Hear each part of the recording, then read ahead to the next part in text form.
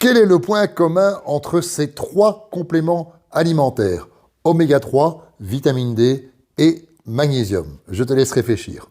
Ce sont les carences. 85% de la population française souffre d'une carence en oméga 3.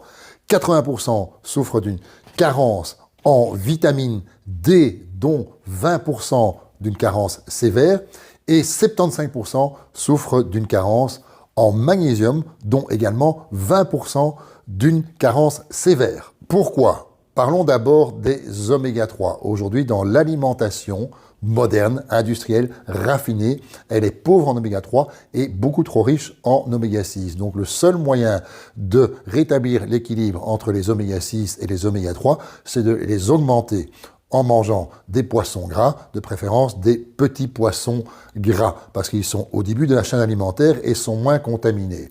Une personne normale, sédentaire, si elle mange 2 à 3 fois par semaine des poissons gras, c'est suffisant, mais le sportif devra manger 5 à 7 fois des poissons gras par semaine. Or, il ne le fait pas, et c'est pour ça qu'il aura besoin d'oméga 3 en supplément. Pourquoi est-on carencé en vitamine D? Simplement ici parce qu'en Europe, on souffre vraiment d'un manque de luminosité de soleil. Pour avoir notre taux de vitamine D quotidien, il faudrait en fait s'exposer au soleil pendant 15 à 20 minutes tous les jours en t-shirt et en short, ce qui est impossible ici en Europe.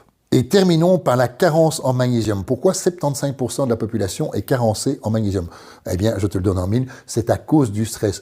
Parce que le stress va vraiment pomper tes réserves de magnésium. Donc, pour savoir si l'on souffre d'une carence d'un de ces trois nutriments, il suffit de faire une prise de sang. Oui, mais pas pour le magnésium. Et sais-tu pourquoi? Simplement parce que dans la plupart des laboratoires, on va doser le magnésium plasmatique. Et lui va rester à peu près constant. Il faut doser le magnésium intracellulaire. Et ça, peu de laboratoires le font. Pourquoi? Parce que c'est beaucoup plus cher. Maintenant, il y a des laboratoires spécialisés en médecine fonctionnelle qui vont mesurer le magnésium intracellulaire. Ça ne sert pas à grand chose, même quasiment à rien du tout, de mesurer le magnésium plasmatique, parce que le magnésium plasmatique, il va rester à peu près constant, et dès qu'il y a un manque, il va aller le chercher, il va dans les réserves qui se trouvent dans les cellules. Donc c'est une fois que ce magnésium intracellulaire diminue que l'on sait que l'on souffre d'une carence en magnésium. Bien sûr, tu trouveras tous ces compléments alimentaires sur mon site internet qui s'appelle eric-nutrition.com, que tu vas trouver ici, et je m'arrange toujours pour sélectionner les meilleurs compléments alimentaires du marché. Ciao, bye!